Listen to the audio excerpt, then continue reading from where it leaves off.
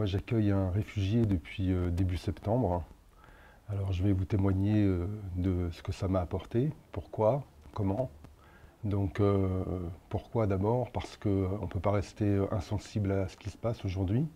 Ensuite, comment? C'est très simple. Accueillir quelqu'un chez soi, c'est toujours un plaisir. Donc, que ce soit un ami, que ce soit un parent.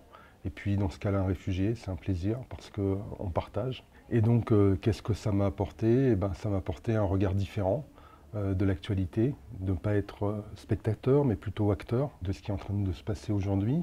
Donc, depuis septembre, j'accueille une personne. Je ne me suis pas posé la question si j'accueillerais un homme, une femme, une personne de couleur, une personne européenne, ou quelle que soit son ethnie, c'était pour moi pas important. Et j'ai rencontré une personne, voilà, qui est un réfugié politique qui vient du Soudan, du Darfour. Voilà, c'est quelqu'un qui a vécu des périodes difficiles dans sa vie. Et donc le fait de se poser aujourd'hui chez moi, à la maison, et ça lui donne une certaine sérénité. Et j'ai vu à travers ces quelques mois qu'on a partagé ensemble une certaine évolution de sa façon d'être, de sa façon de vivre. Il a amélioré énormément son français, donc il suit des cours. Au fur et à mesure, il y a des liens qui se tissent à travers des sujets qu'on peut aborder, mais des sujets simples, hein. Le football, par exemple. Moi, je ne suis pas très bon en football, mais c'est des choses qu'on peut partager, des choses comme ça. Puis voilà, aussi préparer le repas ensemble. Des fois, on a fait de la cuisine ensemble, c'était très sympa. Des doutes, il y en a toujours. On est humain, donc on se pose toujours des questions, c'est normal. Qu'est-ce qu'on fait quand on part en vacances? Qu'est-ce qu'on fait quand on sort, etc. On règle ça au fur et à mesure.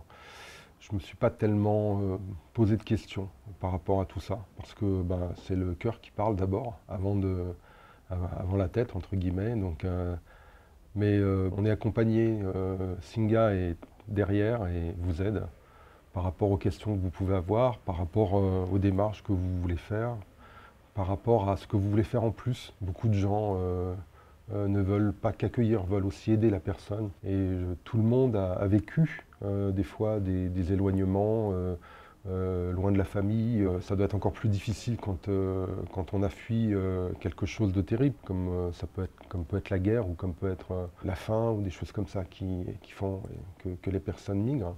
Le fait de se retrouver et d'avoir un petit mot, bonjour, bonsoir, un peu d'humanité, c'est juste, voilà, ça donne quelque chose d'important dans sa vie, quoi. Et il y a quelque chose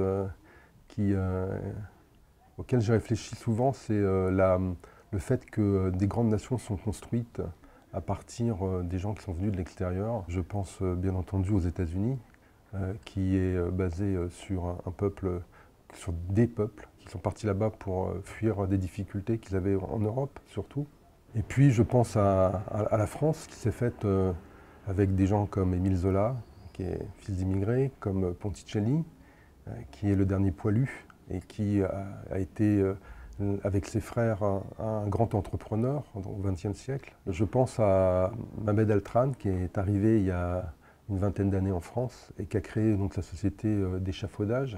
On voit dans Paris souvent des échafaudages avec écrit Altran. Donc c'est quelqu'un qui a créé sa société, qui a généré en France de la valeur et qui a donné de l'emploi à une grande partie de personnes. Donc voilà, c'est une richesse, le fait d'accueillir des gens qui peuvent voilà, faire développer le pays dans lequel on vit.